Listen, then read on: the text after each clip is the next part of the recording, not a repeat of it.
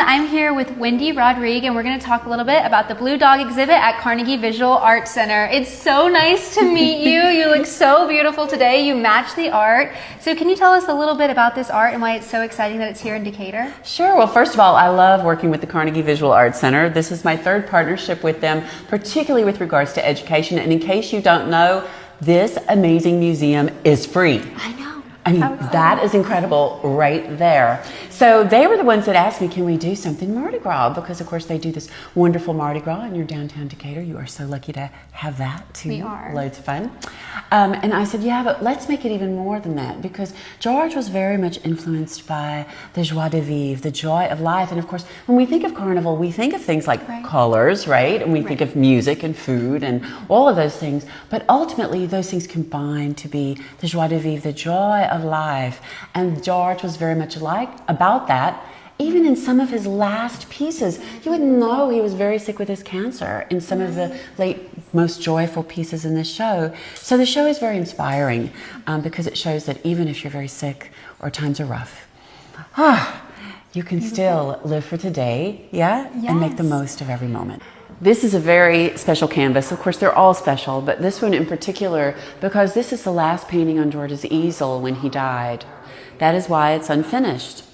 And George was working on this in October of 2013. He died on December 14th of that same year, about 6 weeks later.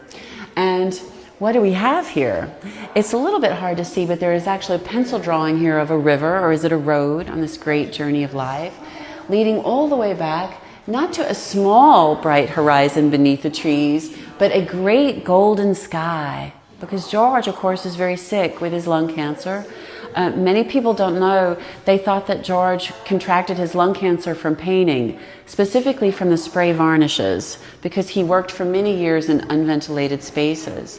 And so he is very sick, and he's thinking about the golden sky of his next adventure. Also, I watched George paint hundreds of paintings.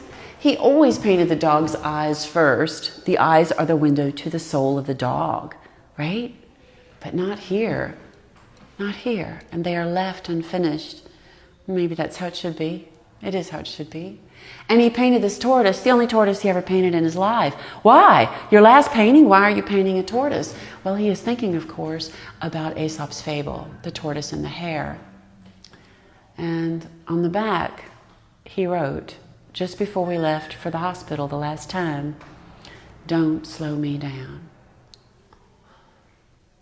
That's my George. Some of them that are so incredible with the Cajun works, but he also had a dozen distinct series. And also the dog itself can be so different in various paintings, and of course is expressing different things. George always said, I'm not out to paint what the South looks like. I'm out to paint what it feels like. I like that. And the same is very true with the dog. He uses it to express his feelings. And of course, this is not a dog at all. In case you didn't know that. It doesn't run or bark. There's no backside. It becomes something else. Right. Yeah, George used to say that the eyes are the window to the soul of the dog, and that this dog is looking at us for answers, and we are looking back for answers to the same questions. Questions like, who am I?